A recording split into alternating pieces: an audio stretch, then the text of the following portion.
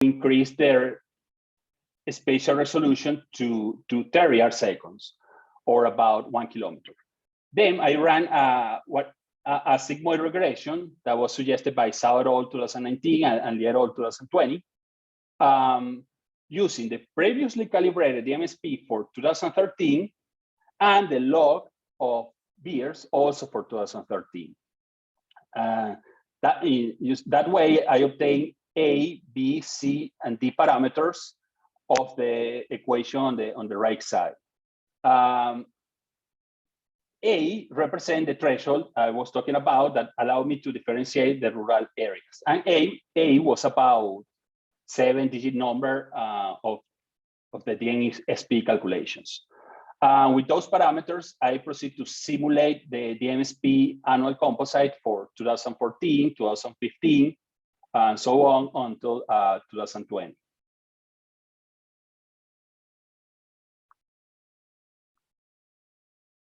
Okay, so if you see the figure from bottom to top, what you have is that I clip the section of, as an example, of Trujillo State. And I use the clipped area of nighttime lags imagery, over which I then separately merge the Oak Ridge National Laboratory population datasets on the left, or the World Pop population data on the right. And I finally create a grid cells of zonal statistics of 1 kilometer square.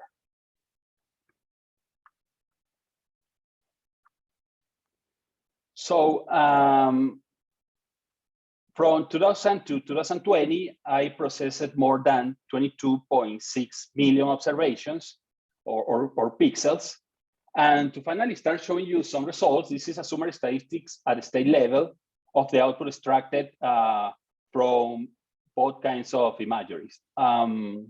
So you can notice right away some heterogeneities. So for example, we can see how Amazonas and Bolivar have almost their entire territory basically in the shadows, which is very different to what we can see in urban cores, such as the capital district of Venezuela, which almost 1.3% is in shadows. And this is also notable how there are significant differences in the percentage of population within each territory, depending on whether I use the Oak Ridge data or the World Pop data.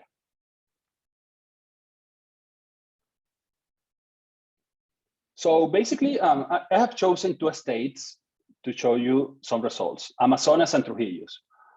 There are clear differences due to the population source, but we can also notice some similarities, right?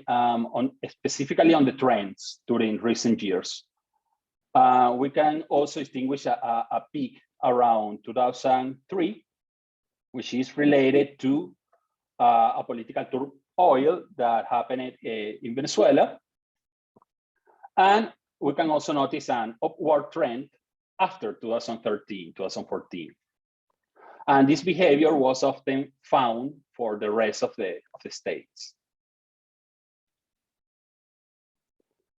So yeah, there are similar broad trends independently of using Oak Ridge population data or World Pop. And you can see that in the figure on the left. If we take the populated pixels below in areas with a lag intensity below the threshold, and that's what it shows, the figure on the left, you can see that the change between 2014 and 2020 was about 20% if we use World Pop. What that means that 20% more populated pixels in low lag intensity areas. There are 20% more populated pixels in low lag intensity areas with respect to 2014. And if we use the Oak Ridge data sets, that figure arrives to more than 35%. If you see the figure on the right, this figure represents the relative dispersion of each municipality. It's a result around its means by population data set. assuming the entire sample. In this case, the results with the Oak Ridge data shows higher values compared to WordPop, which means that we can get more precise estimates from the latter. Also, that's verified the conclusion of Bustos et al. 2020 that suggests to use WordPop after analyzing and comparing more than 4 population data sets and population imagery. Therefore, even if both sources led to similar broad trends, this paper relies you mostly... have just 5 minutes left, just to sure, let, you know. Sure, thank you. This paper relies mostly on the estimate with WordPop. So here are the results of the spatial distribution of rural poverty across the entire Venezuela territory for 2014. So this is like a picture of Venezuela in 2014 of rural poverty. So if we marry it with the WordPop population datasets, what we can see is in the darker colors rural poverty rates above 50%. And in the black areas, that poverty rate rise to more than 90%. In 2014 is the starting of the major ongoing crisis in Venezuela. So this is the results of how the rural poverty rates have been changing from 2014 to 2020. And once again, the black means new poor areas.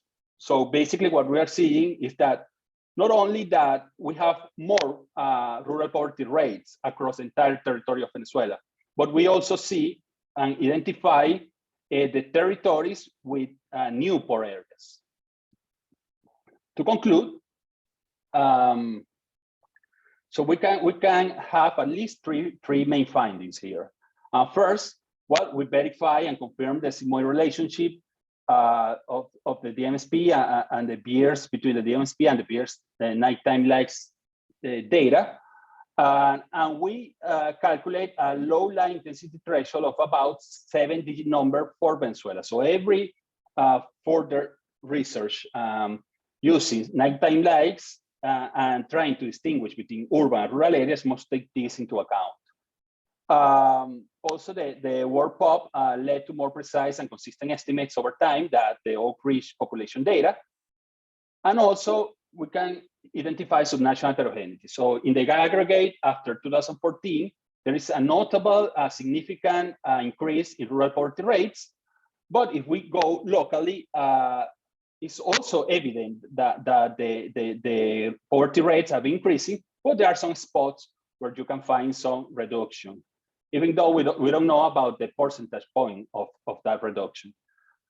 So we confirmed that 2013-2014 was a switching period from which rural poverty intensified, and we also identified new poor areas. So we have at least 2 limitations of this paper. First, well, the access to electricity is only one dimension in poverty identification, and it's only one dimension of the definition of multidimensional poverty. And also the urban poverty is not identified and cannot be ruled out. What that means is that these results must be understood as a lower bound only for rural and overall poverty in Venezuela. That is, well, the poverty in Venezuela is higher than what I'm showing here. So that's my presentation, and thank you. Thank you, Leonardo. So we just continue with Raisa.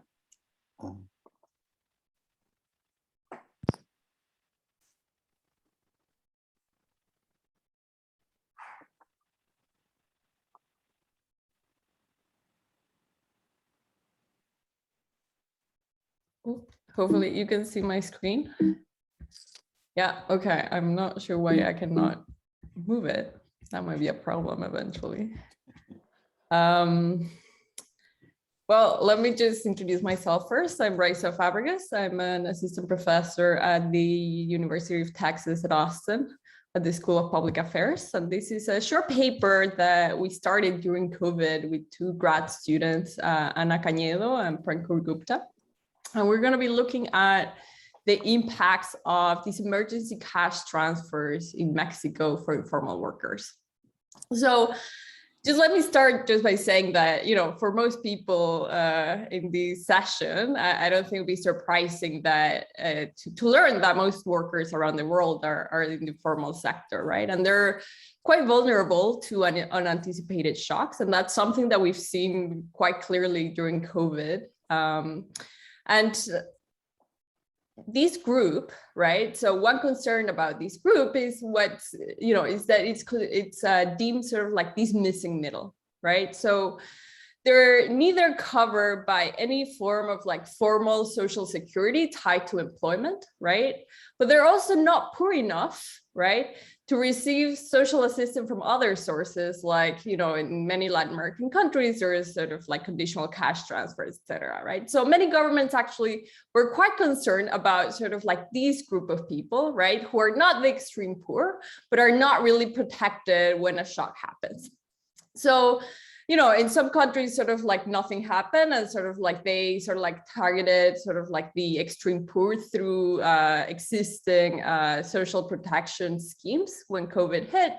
Other countries actually sort of like tried to reach sort of these types of population that were not previously covered by other types of social security. And while it might seem that, you know, giving people sort of like cash transfers, it's sort of like unequivocally good, I think there's quite a bit of reasons to think that, you know, these transfers might not be effective, right? So we can think about sort of like issues with sort of like disruptions in supply chains. You might think that, well, perhaps sort of like giving cash transfers, that's not going to work, especially if people need to go and get these like money from the bank, or like they need to sort of like access other types of sort of like inputs, etc. There's also a lot of challenges, right, with reaching sort of like the informal sector, because they don't appear in any type of like administrative data traditionally, right? So for the government, it's going to be really hard to figure out how to target these populations, right? And then there's also this issue of like heterogeneous need of like, well, you know, these are not extreme poor, so to what extent sort of like a cash transfer actually makes a difference to their lives, right? And so some of the recent work in the US with sort of like the cash transfers in the US or like found that like a significant fraction of people ended up saving the money, right? So there's this question of whether sort of like this type of group will actually find these effective. Okay, so this project is going to be about evaluating the effects of a cash transfer that was targeted at informal and self-employed workers in the state of Jalisco in Mexico. So Mexico didn't actually have like any type of like federal program that tried to address or like the negative impacts of COVID-19, but each state sort of like could develop their own projects if they wanted to. And so in Jalisco, sort of what they decided to do, because they were quite worried about these sort of like group of workers, was to give a one-time only sort of like quite large transfer, right? So this was about 5,000 pesos, which is approximately $230 US, right? And this is quite large relative to sort of like other cash transfers, right? So Colombia, for instance, had a federal program that rolled sort of like these additional top-up program because of COVID-19, but they were giving, for instance, like $20 per month, something like that. So this is quite significant. Even in our sample, like about 30% of people say that the household earned less than like $150 per month. So this would be almost like a month of income for some of these households. Because of the issue of how do you identify like informal workers, what happened is that people had to self-select into applying, right? So I'll talk a little bit about that process in a second, but this was not a program that reached out to people that were already receiving other types of social assistance. And the government of Jalisco had 2 goals. One was, well, help people cover like basic needs during the COVID-19 pandemic. And sort of like that had to do with sort of like helping them buy food, etc. But the other thing that we're really worried about was that these people were going to end up having to sell their productive assets, right, to try to mitigate the negative impacts of the pandemic. So they were worried that the pandemic was going to have sort of like these long-term effects on poverty through sort of like this type of channel. So they actually reached to us once they had implemented this program, and they asked us if we could help them evaluate the program, partly because they were, or they're still thinking actually about having some sort of like emergency fund sort of written into their legislation, right? And so they wanted to see, does this program work at all? Did we reach some of our goals? So what we did as researchers was to implement a fuzzy regression discontinuity design to try to measure the impacts of this program. Now we can do this because the cash grants were allocated on a first come first served basis until funds were depleted. So we can actually compare people who submit an application hours before sort of like the moment where the funds were depleted and hours after the funds were depleted. And then we, in coordination with the evaluation unit of Jalisco, we conduct this phone survey to measure impacts on food security, on financial health of households, business health, mental health, and support for government policies related to the lockdowns and like prioritizing public health. All right, so let me tell you a little bit about sort of like how this program worked. So in Mexico, basically, things start going into lockdown in March 2020, like in many other parts of the world. The program is actually operationalized in record time. So by April, they were already sort of like giving cash transfers, which is quite impressive because they did not have sort of like a database of people, right? Like they had to operationalize everything from scratch. The program received about almost like 500,000 applications by August, and it benefited around 127,000 people with these $230 US. They were trying to target people in sort of working age who would self-identify as self-employed, subemployed, or in the informal sector, and who claimed to have some sort of economic need. To apply for the program, people had to go online and sort of like fill out a questionnaire, said like, yes, I'm suffering because of COVID. They had to like submit a picture of their ID and just proof of residency. So, you know, as long as they had sort of like an internet connection or sort of like access to some sort of computer, it was quite easy to apply for the program. Once the applications were processed by the government, applicants were invited to an in-person interview. So this happens during the pandemic. And at that interview, sort of the government says like the point of these interviews was to sort of like ensure that people had economic need, but there was no real check for them to do this. It was sort of like they put like a little cost, right, that people would have to like jump through to get this thing, which was that they had to sign a letter, right, saying like everything that I said is true. And so this is an affidavit that I'm not lying. And they had to sign another letter just saying like in the future, I might commit to do sort of like a community service, right? So there was not a legal requirement. It was sort of like what the government called like a moral requirement, that it was sort of like these costs to try to sort of like weed out people that didn't need the program. But in practice, like 90% of people who went to the interview stage got the grant, and like the people that didn't, it was because they found that they were cheating or that they had already received like the 5,000 pesos and there were duplicates or things like that. Once approved, they will receive a code and they will withdraw cash from the bank. Okay, so just very quickly, so you sort of like see our empirical approach.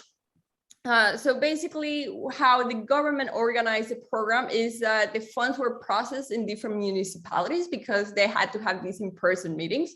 So people didn't have to travel all the way to the capital city, but they would go to sort of like a center within their municipality. And basically within each municipality, the applications were processed in a first come, first served basis. Now, something that's important for us is that there was quite a big lag between the application time and the time where the officials realized that the funds were depleted. So I don't know if you can see very well from this graph, but it's showing you sort of like the frequency of applications in sort of like the bar charts, right? So over time. And then the red line is showing you sort of like the approval rate for the applications. Now, people would apply, for instance, in April, right? And so applications would happen in April, But because there was like this time to process applications, actually sort of like officials were only processing and approving these applications, say in May, right? So neither as an applicant nor as an official, you could really tell where the cutoff was going to be, where like funds were going to be depleted for these cash grants. So we're going to take advantage of that, right? That there's no manipulation sort of like in this process. All right, so that gives us the regression discontinuity. Then to get outcome data, we actually had to collect phone surveys from people sort of like around those cutoffs. And we selected 10 oversubscribed municipalities, which were representative of different areas of the state. So the metropolitan area, the coast and interior area. So it gives us like a little bit of like a different sample of what's going on. Something that's important about this project is that the data is collected about 3 to 4 months after disbursements, right? So we see these as sort of like these medium-term impacts of these cash grants, right? So there's been sort of like a literature already on the impacts of cash grants during COVID-19, but a lot of them have focused on sort of like measuring impacts sort of like a week after people got it, right? So here is like four months later, sort of what happened with people who received. We completed about 4,500 surveys, which was about 55% of the answered calls that were given. Okay, so our empirical strategy is going to be sort of like a standard regression discontinuity design, where sort of like the coefficient of interest is like beta 1, right, which is our demi variable for applying just before sort of like that cutoff. Our running variable is going to be the hours to the cutoff on each side, right? We're going to include sort of municipal fixed effects. And that's because basically we have sort of like 10 different regression discontinuity designs from each municipality, and we're stacking them up. And I'm going to show you sort of like optimal sort of like bandwidths, but I also want to show you sort of like fixed bandwidth. So sort of like we keep sort of like the sample fixed across sort of like specifications. And then our coefficients of interest are going to be sort of like the local average treatment effect specifications, right? Which is actually sort of like the effect of getting sort of like the cash grants. But I'm also going to show you sort of like ITTs, just sort of like for completeness. Okay, so first I want to show you sort of like, I want to say very quickly something about the validity of these regression discontinuity. So the first thing is that there seems to be a discontinuity, right? So that's great. So we see sort of that at the cutoff, right? There's like an increase of like about 40 percentage points in the probability that people receive the cash. Now, it's not perfect. So, you know, it's not like a sharp RDD, in part because not everyone who applied sort of like ended up being processed. And that had to do with like sometimes sort of like applications would go to the back of the pile, like nobody would sort of like sort them out, or sometimes people would submit their documents, but they were not complete, etc. Right? But we do see sort of like these jump at the cutoff. In terms of, you know, we're not going to particularly worry about manipulation, in part because this lag that I talked about. But the main potential threat that we think could affect the internal validity of our estimates is a computer glitch that occurred when the government sort of like gave us the data to construct the survey sample. So at that point, basically what happened was that their computers randomly dropped people that had applied but had not been processed through the system. So these are people that we call in wait, right? So the problem with people in wait is that there's a discontinuity sort of like at the threshold, right? Because people who already crossed the threshold, or like who applied before the threshold, basically, they were more likely to not be in wait because their applications had been already processed. So this is so by the time we realized sort of like this glitch had happened, we had already conducted the surveys, but in the paper we go through sort of like, you know, various sort of checks to try to rule out that this glitch does not affect our results, okay? The important thing that I just want to highlight about this glitch is that the attrition, right? So these dropout of observations does not come from sort of like unobserved characteristics of the applicants.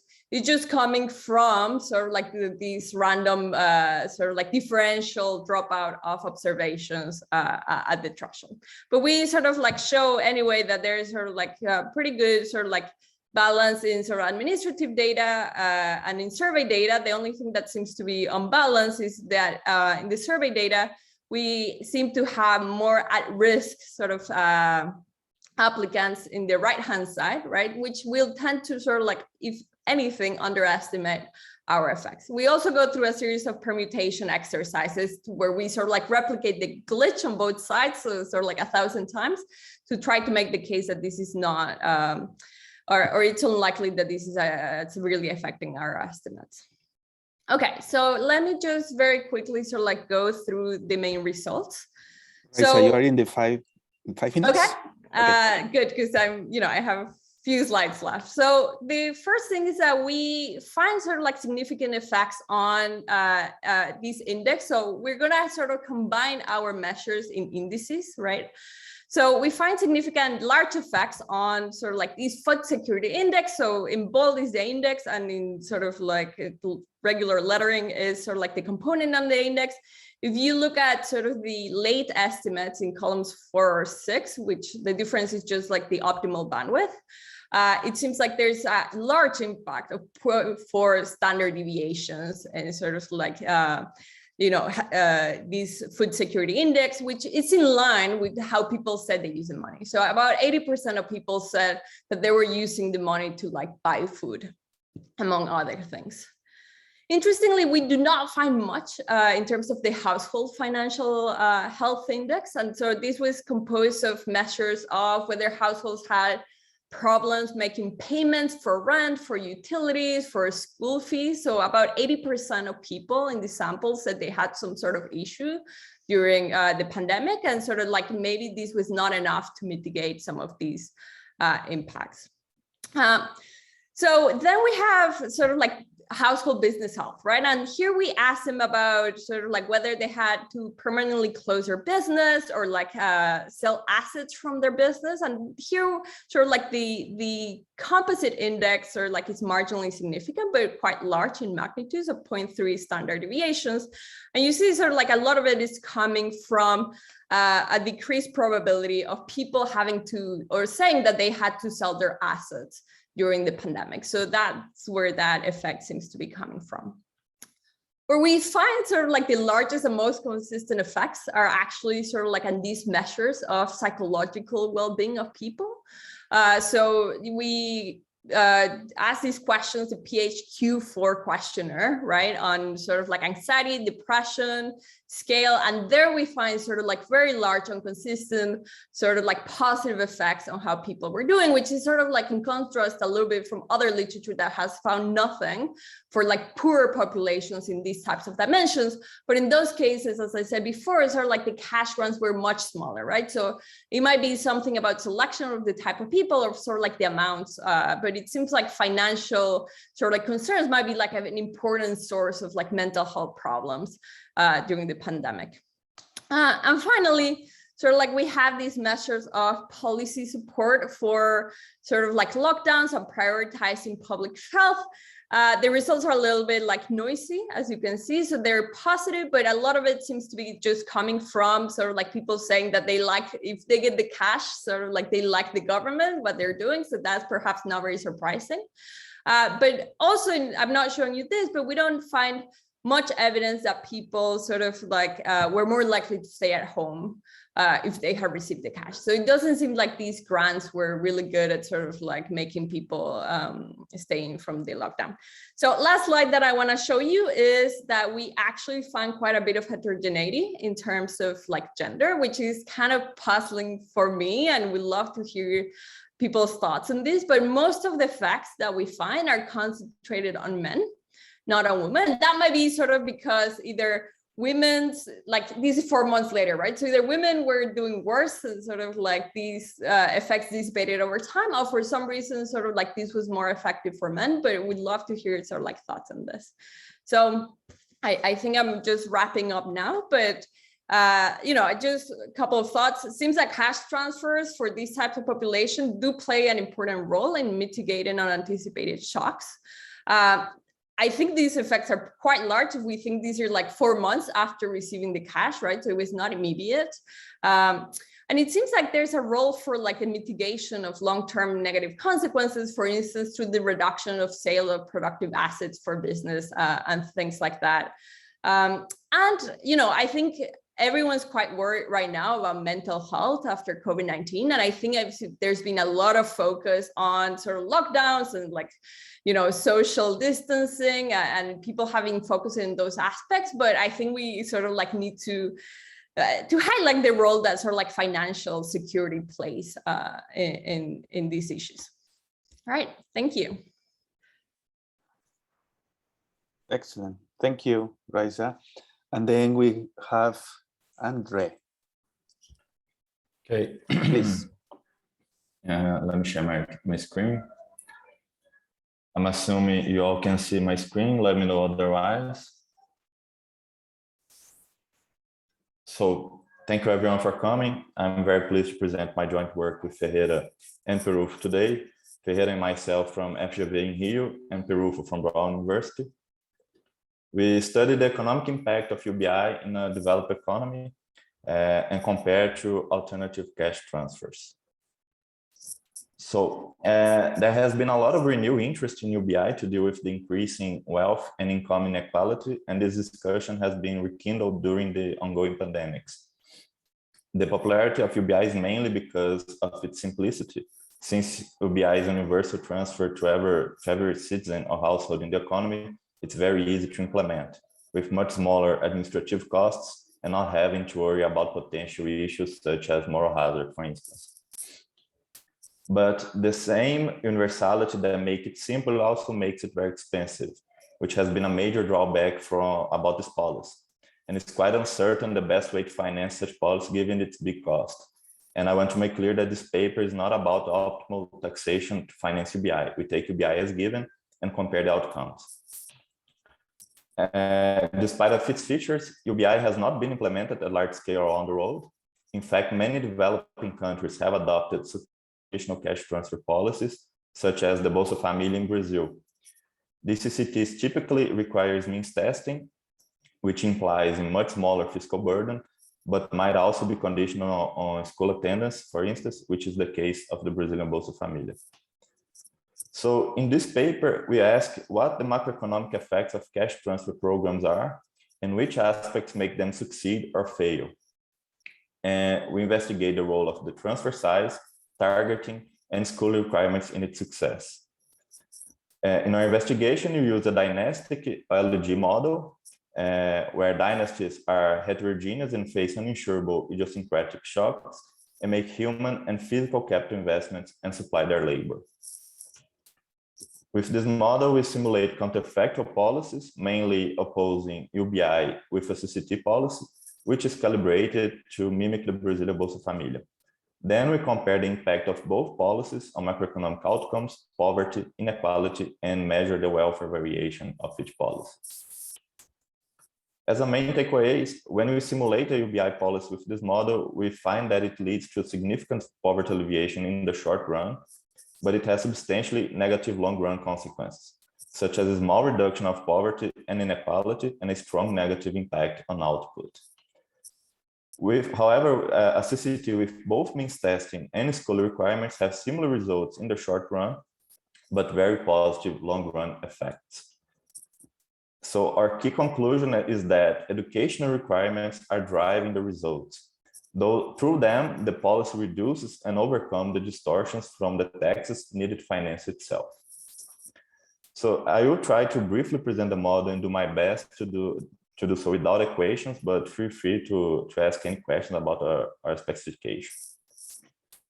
So our model has 4 main features. On the demographic side, we have a model period of 17 years, and at any given period, there are 4 generations coexisting. A child, a prime age adult, a young adult, and a mature adult. Regarding the dynasties, we divide them into 2. Young dynasty consists of 1 child and a prime age adult, and the old dynasty consisting of 1 young adult and a mature adult. and all the decisions are made at the dynasty level. Our production side is very standard. We have a Cobb-Douglas production function, which combines labor supply by the households and their savings, together with their savings, and labor is measured in labor efficiency units. One of the decisions made by the dynasties is the human capital level of their offspring. There are 4 levels: incomplete primary, secondary, and college education. Children can go to primary and secondary school, while the young adult can go to college if she has completed the secondary school when a child. To each educational level, there is a cost associated with, which is increasing in each level of human capital, and it's given by kappa H. At the beginning of the period, every old dynasty receives a college preference shock that will impact the decision. Besides that, when enrolled in college, there is also a cost in terms of time that the individual must pay. Finally, the government only function is to redistribute resources, which is done by levying a flat income tax rate. This tax is endogenous, determined by the size and coverage of the transfer, and we require the government to maintain a balanced budget in each period. So going into detail about the dynasties, in the young dynasty, the relevant individual states are the labor productivity shock, which is at the dynastic level, so parents and children have the same labor productivity, and the primary adult education and its savings. They choose the amount of savings, how much of labor to supply, and the child's education, which at this stage can be incomplete primary or secondary education. Incomplete primary and secondary education. At the end of the period, the child becomes a young adult and the primary adult becomes a mature adult. In the old dynasty, the relevant individual states are the labor productivity shock, both members' educational level, their savings, and the college preference shock. They choose the amount to save and how many labor to supply. If the young adult has completed secondary schooling, they also choose whether to go to college given the college shock. At the end of the period, the young adult becomes a primary adult and gives birth to a child, and the mature adult exits the model. We calibrate our model without any transfer scheme in place and calibrate to match Brazilian data in 1997. We choose this period because around 1997, several transfer programs were implemented in Brazil. They were eventually bundled together and became the Bolsa Família. Many parameters are calibrated externally by picking values from the literature, but we also calibrate a set of parameters internally by matching our model to some moments of the data to calibrate mainly the age earnings, educational profile, income inequality, and the distribution of schooling. Here we can see that our model matches the data reasonably well. In this graph, we have the income distribution implied by the data in the pink bars, and the income distribution implied by the model in the blue bars across income deciles. And we can reasonably match and approximate the share of population in each decile. Regarding the transfer policy, to calibrate the transfer value, we use the size and coverage of the Brazilian Bolsa Família by the end of the 2000s. So we require mandatory school attendance and calibrate the transfer to be equivalent of 0.5% of GDP, and the income threshold to be equivalent to 20.7% of population receiving the transfer. Finally, in our baseline UBI, the transfer has the same size as in CCT, which is equivalent to the average income of the bottom 20% of population in our model. So let's go to the results. Here we have the steady state results, which are in percent variation relative to the benchmark economy, which has no transfer whatsoever. So we can see that UBI requires an increase of nearly 6 percentage points in the tax rate and cost almost 5% of output. In response to the increase in the tax rate, output reduced by almost 12% in the long run. And the impact on social outcomes is positive, but not by much. Total income Gini inequality falls by 1.9 percentage points, and the poverty rate by less than 1 percentage point. And these results are robust to transfer size. In fact, the bigger the transfer, the worse the outcomes. CCT has completely opposite results. The tax rate needs to increase by less than 0.7 percentage point. while the fiscal burden is by construction only half percentage of output. However, the impact on output is very positive. In the long run, the output grows by almost 19%. And this growth is followed by prominent improvement in social outcomes, with total income Gini inequality falling by almost 14 percentage points, and the poverty rate falling more than 16 percentage points. The poverty rate in the benchmark model is 20.4% of the population, which is the value for the Brazilian economy around 2010. And these results are also robust to transfer size, and we find that the gain from a bigger transfer is very marginal. So with these results, what could explain such difference between two policies? Our first suspect is the role of means testing. So we simulate a policy with the same income requirements from our baseline CCT, but remove the schooling requirements. Again, we give the same amount as before to 20% of the population. And we find that although the increase in the tax rate is roughly 1/3 of the UBI, a means tested program delivers similar outcomes to the few UBI and deliver worse social outcomes. Again, these results are also robust to size and coverage of the transfer. Our second suspect are the schooling requirements. So we simulate a policy with the same schooling requirements from our baseline CCT, but without means testing. That is, we give money to every household that enroll its children in primary or secondary schooling, despite of their income. Results are very positive and much closer to our baseline CCT, but not as effective, which suggests that a mix of means testing and schooling requirements is best. These results are also robust to the size of the transfer value. So these long-run results hide important short-run dynamics. So we compute the transition between steady states for each policy, always starting from the benchmark for each policy. So here we plot the dynamic for some variables. For the contemporaneous generation at the introduction of the policy, both policies lead to worse economic outcomes. But while the CCT rapidly ignites a virtuous cycle, UBI leads to a continuous worsening.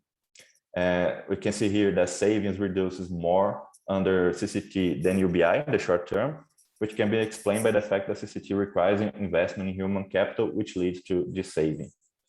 But it's interesting to note that in the short term, the poverty rate falls more under UBI than under CCT, an indication that the positive social outcome under UBI is due to the direct impact of the transfer. However, this positive impact is partially offset by the general equilibrium effects, which leads to economic worsening. Under CCT, it's the opposite. The direct impact is relatively small, but once the virtual cycle kicks in, all variables improve. In terms of welfare, with the transition computed, we can measure welfare variation due to each policy. We use a utilitarian measure, taking transitional dynamics into account, and compute impermanent consumption equivalent units. We see that UBI leads to a big welfare gain of more than 10%, while the CCT leads to an improvement of almost 4%. This difference is quite substantial, but could be explained by the fact that inequality in our data that we use to calibrate our model is quite high. So a marginal improvement in the well-being of the poorest leads to a big gain in welfare in the utilitarian measure. Besides that, UBI does not come with strings attached, which also contributed to this big difference. Nevertheless, there is substantial heterogeneity in welfare variation across income, wealth, and education. So finally, we do a bunch of alternative exercises to understand the role of several mechanisms in explaining our UBI results. First, we simulate a UBI in a world where labor is inelastically supplied, and results are much less pronounced, although still negative. This suggests that labor distortions played an important role amplifying the negative impact of UBI.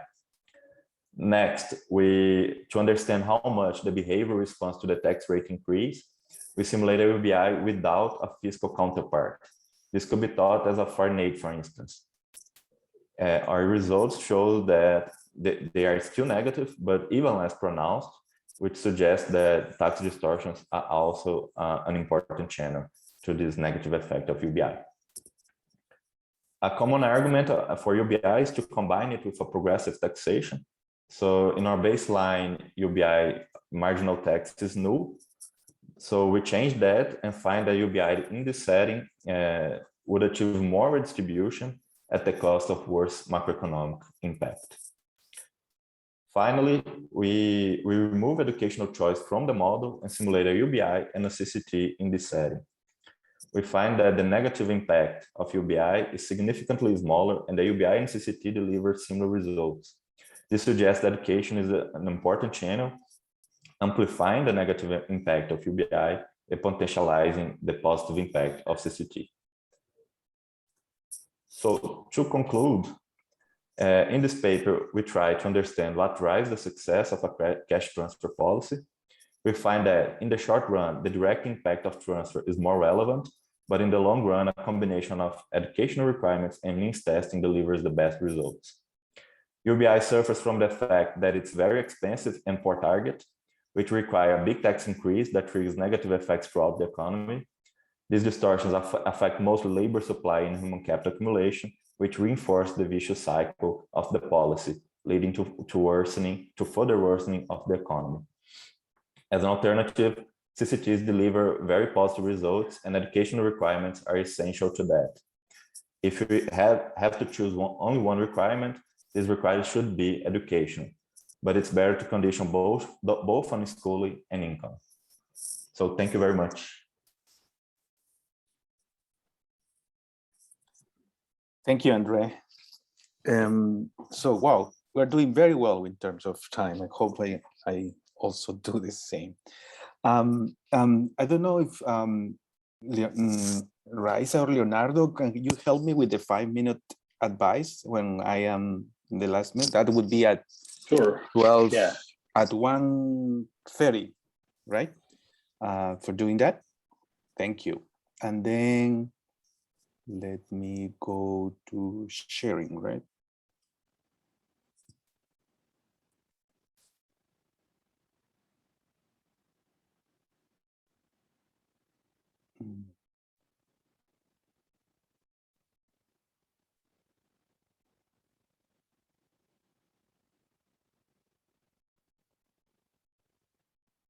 All right. So thank you guys for attending this meeting. So hopefully I can get great comments from you. I'm sure I will. So this is a paper about the role of saving groups to help rural poor improve their risk management and also to see if they can help or contribute to financial inclusion of the rural poor. And this is a paper that is jointly with Veronica Frisancho, who is at IDB. And this is one of the first times we are presenting, so hopefully your comments help us shape the paper. As we know, that most of the rural poor around the world remain excluded from the financial formal system. We have seen the microfinance revolution, but after a long time, at least in Latin America, it has improved quite a bit the access to formal financial institutions in urban areas and the less poor rural areas, but still there is a huge bunch of people in the most remote areas that are suffering from not having them that present. No, and then there are several factors that you can explain that. High screening and high transaction costs are often raised for that. And the point is that even when they are present in some particular area, oftentimes high prices, interest rates, and lack of product flexibility lead towards low take-up by the people operating in those areas. So they are the rural poor often rely on the use of informal mechanisms to serve their needs of financial issues, demands. Then they use income diversification, so they will have ag, non-ag businesses. They will keep money at home, or jewelry, or livestock, and family support systems that allow them to manage some risk. And those provide them with several good features: flexibility, trustworthiness, convenience, that play an important role, but they are also imperfect in terms of, for example, insecurity, when we were talking about money at home, for example. And they are also limited to protect from shocks correlated within the village. And then we have a lot of interventions that have been tried to improve the financial inclusion of the rural poor. Many of them include the use of technology to bring the financial service, the formal financial services closer to this population.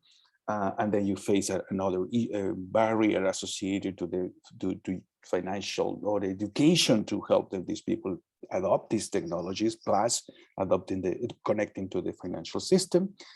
And then the other way is, one another way in which we are going to go now is the idea of improving some other informal mechanisms that can potentially help graduate these people into the formal system. And we'll be able to explore that a little bit. So what we do is we work with COFIDE. COFIDE is the Peruvian Development Bank, and they have they support rural financial inclusion in Peru through a program. And then we look at the expansion of their program in the period 2014 to 2016, and with the use of experimental design. I will talk about experimental design later, but the idea is, what is this UNICAS thing? This is a savings groups. Well, you can have different names. It's saving groups, self-help groups, or village savings and loans associations are terms that are often used when describing this kind of groups. So they rely on local social capital to identify individuals, families committed to savings. Groups meet periodically to contribute their savings quota and allocate funds based on demand. All funds must be borrowed as peer pressure to borrow periodically. And borrowers pay high interest on loans, 3 to 4% monthly, which is similar to what the previous informal mechanism, which is the village banks that were also operating in the areas. The key difference with respect to village banks is that they do not have the external account. So in the case of the village banks, they form the groups, similar to what I'm describing, but the NGO, once the group is formed, offers the alternative to use these external funds. And they charge for those interest rates, and they live, the business is based on the money that is raised that way for the MFI. In the case of the savings groups, or we have that the interest rate charge returned to the members through when they, at the end of the period, a year, 6 months or a year, when they distribute the profits, say. So then that's the greater emphasis on savings compared to credit. With respect to village banks, in the case, although the village banks also have the idea of requiring some periodic savings, they have a problem, because then if they use that internal account to lend to their members, they suffer because the MFI lives of the interest rates charged for the external account. So COFIDE has been supporting the formation of these savings groups since 2005, and we evaluate the expansion of the program in Ayacucho, which occurs between 2014 and 16. And we had we chose 240 eligible villages based on population size, not too small, rural, but not too small, and low risk of terrorist violence. There's some area in Peru that is close to the Amazonian area, in which nobody wanted to go, the COFIDE promoters, so they said we excluded those groups from that part, because we generate some significant problems. So after that, we randomly allocated treatment across villages. We did that in 4 provinces, and then the randomization was done stratified by district and by round. And by round, I mean that when we gave the number of localities that were good to be included, we came up with the number of 120 treatment locations, and that was way beyond what initially COFIDE had thought of for the size of their program. And so we had to, we organized, we said, okay, let's do it in 3 years. And so we had 3 rounds of recruitments of villages to get involved in the process, and that it took that much.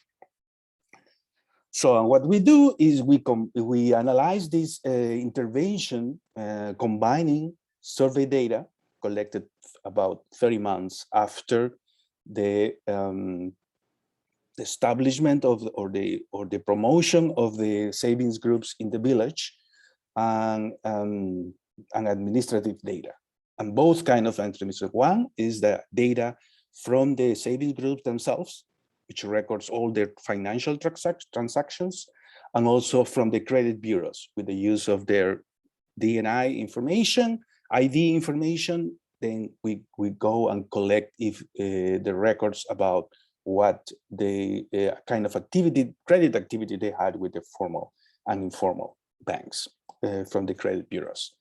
So we look at different variables: take up and usage of savings groups, access and use of other formal, informal credit sources, and household poverty, assets vulnerability.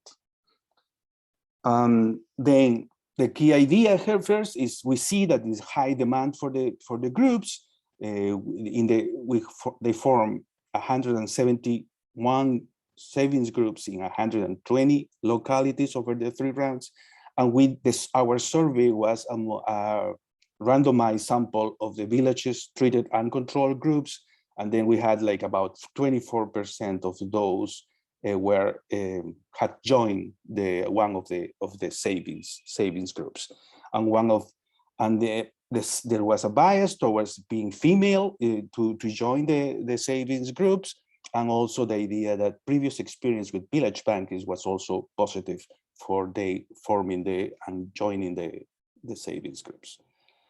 And so then we have that as they save, they have about 12 to after 2 years they reach about 13 members per savings group. And the interesting thing here is that they save periodically, and then they also after 2 years, about 75% of members have outstanding loans. I mean, not very few people is just saver. They all are they save and they lend. They borrow and they save at the same time.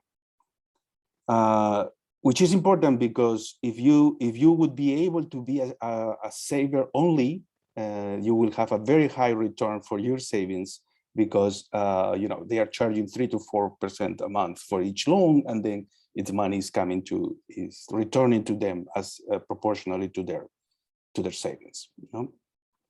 But then the process there becomes more of a commitment device rather than just the return.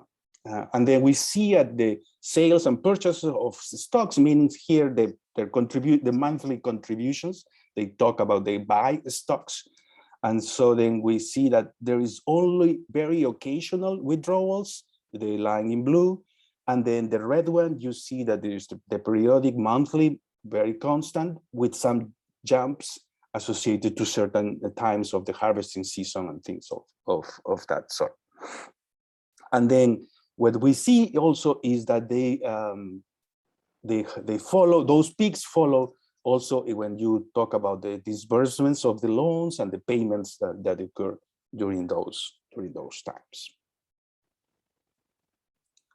Okay, so that savings group data already tell us that they use it quite a bit, and they were high demand for the service. And then when we want to look at now, it's the results of the impact of and what we use is a regression like a regular ANCOVA specification. Then we'll control for household characteristics at baseline, and we include district and round fixed effects. And we correct the errors for correlations within the village, And also we estimate not only the traditional p-values, but considering the multiple hypothesis bias, we include these corrections using the false discovery rate approach. Okay, so quickly, the results are very much connected to the idea that the savings group help these poor households to better manage the risk that they are often associated to. And so when we look at household vulnerability, we look at different shocks that they may have faced over the last 12 months, and then we see that they have a reduction of in the occurrence of these kind of events, and that's much higher for those that are in the poorer localities. Here I shouldn't call it non-poor and poor, but I should call it less poor and poorest or something, because the population in general is very, very poor. And so then when we go to expenditures to see if there is some impact on poverty or income, and then we see that there's no effect on global expenditures, significant effect of the program. However, we see that there are health expenditures that are a negative effect on health expenditures that we'll see that are connected to some other some investments that they seem to generate are coming up when the use of the loans from the savings groups. Oh, it's here actually, I forgot. This reduce in health expenditure might be connected to the fact that they use the money for the investments in improving the housing quality, improving the quality of their floors or their roofs, and that is again much more relevant in the poorer villages. Yeah. Oh, located like that. So 5 minutes, Professor Valdivia.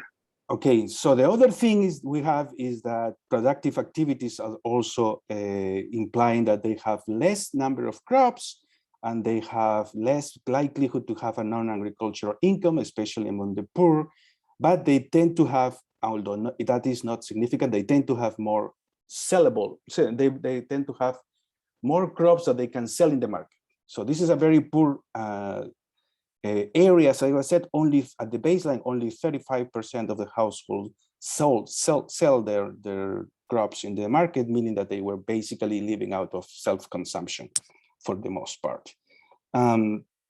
So the thing is here that when we want to look at the access to credit and indebtedness from other sources, and we're looking at formal loans and we look at informal loans too, and we see that there is an overall reduction in the use of loans from the formal system, although a small increase in the use of informal loans. And we separate that though by poor and non-poor, or less poor and poorest, we see that in the less poor we have we have only significant effect of increased informal loans, meaning that they probably need some extra complementary money, but they do not go to the formal market, but to the informal ones. And in the case of the poorest areas, the effect is directly going towards reducing the number of the use of those loans. And if we open this by access to the financial system, then we see that nothing happens in those localities with high access, but the localities with medium access are the ones that show the increased use of informal loans, and the ones with low access are the ones who drop the use of formal loans.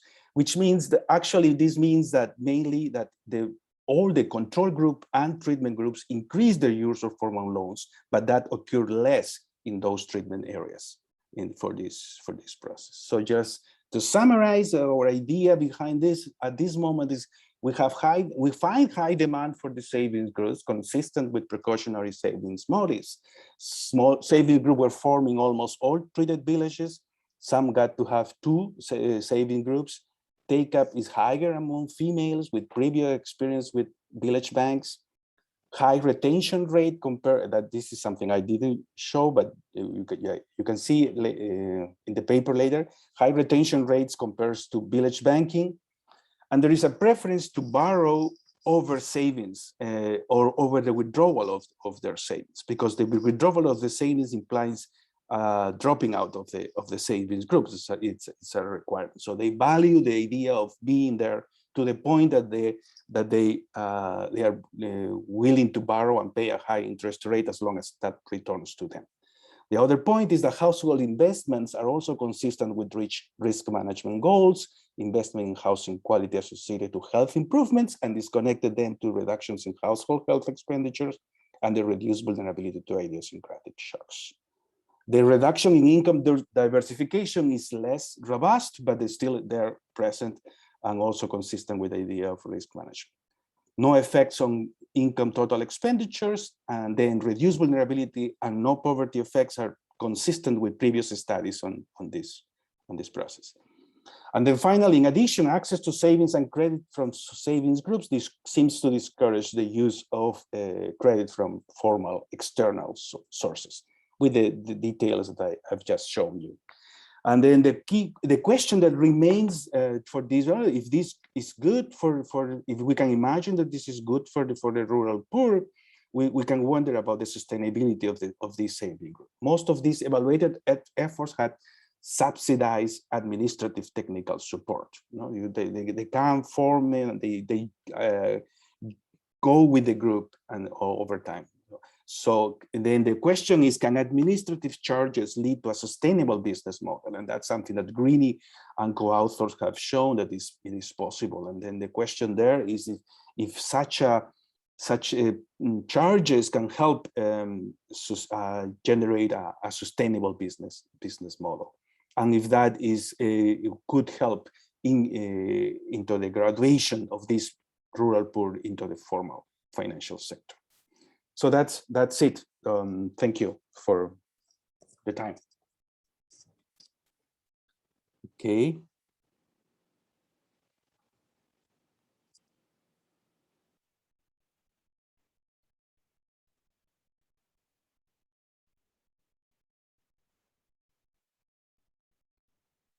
All right. So Santiago is telling me that we can. We have more than 10 minutes, right? Until 1:45. So I don't know if you have anybody in the audience have any questions, or also our co-presenters also. And Santiago was telling me that we can open the mic. So if somebody raised their hand, we can. I assume he can allow you to speak. Are there any questions from the audience or our co-presenters?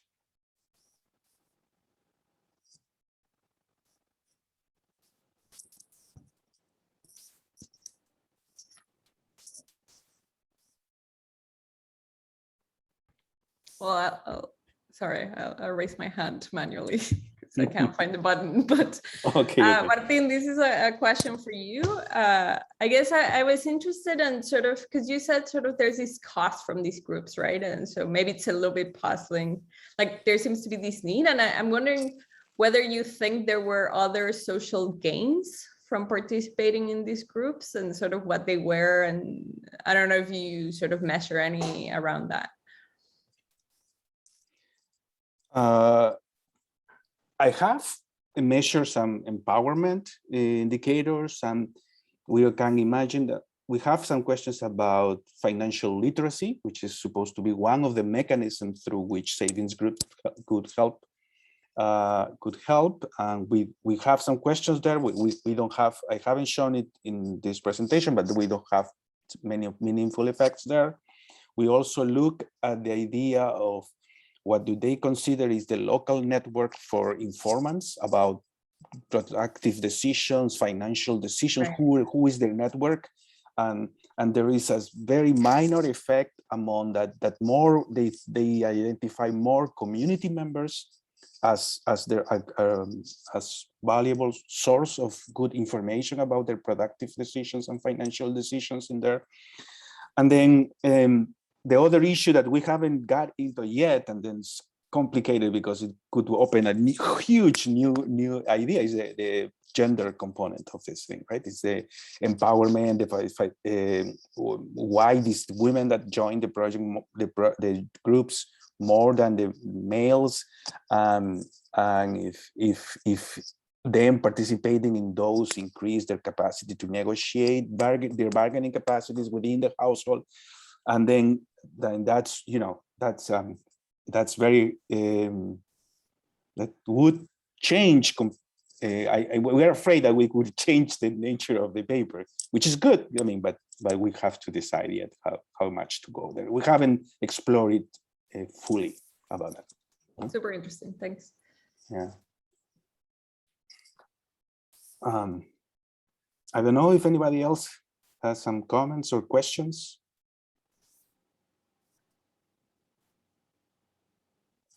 So I guess we're done. Thank you very much for your participation. And then we'll see you later. Okay, thank you.